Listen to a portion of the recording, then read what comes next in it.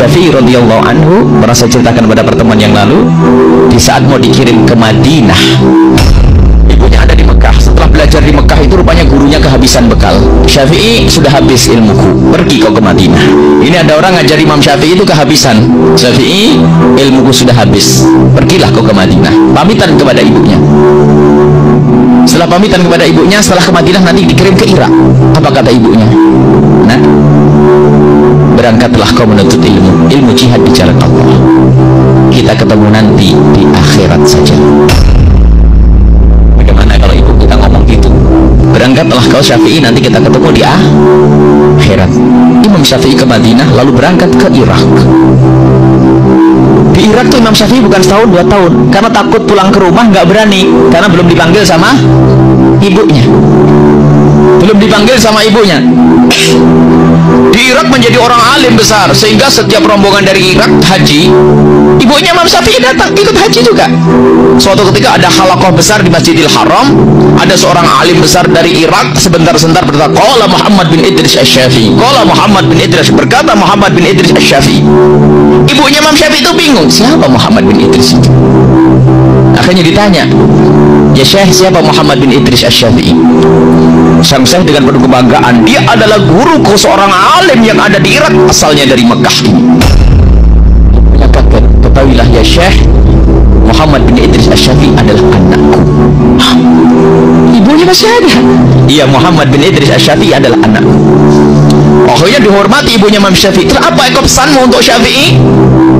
Pesanku untuk Syafi'i, kalau memang Syafi'i pengen pulang, Syafi'i boleh pulang. Baru disampaikan kepada Imam Syafi'i bahwasanya Syafi'i boleh pulang. Dulu janjinya ketemu di akhirat. Artinya sudah ada harapan ketemu di dunia, kayak gitu. Karena tidak ada telepon, ada SMS, tidak ada. Akhirnya disampaikan kepada Imam Syafi'i, langsung bergegas Imam Syafi'i pulang.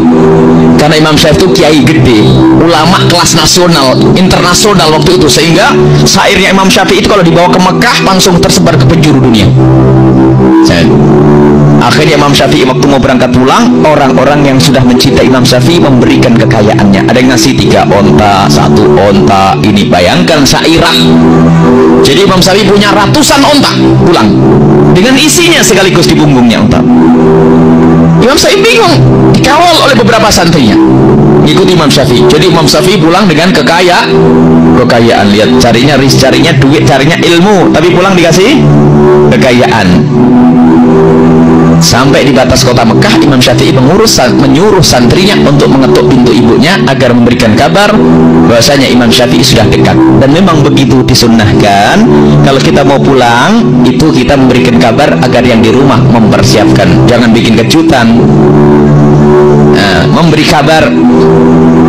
Setelah diketuk pintunya, menjawab ibunya, siapa ini? Saya muridnya Syafi'i, Imam Syafi'i. Kenapa? Imam Syafi'i sudah di tapal batas kota Makkah dan dia sudah mau masuk. Ibunya bertanya, Syafi'i bawa apa?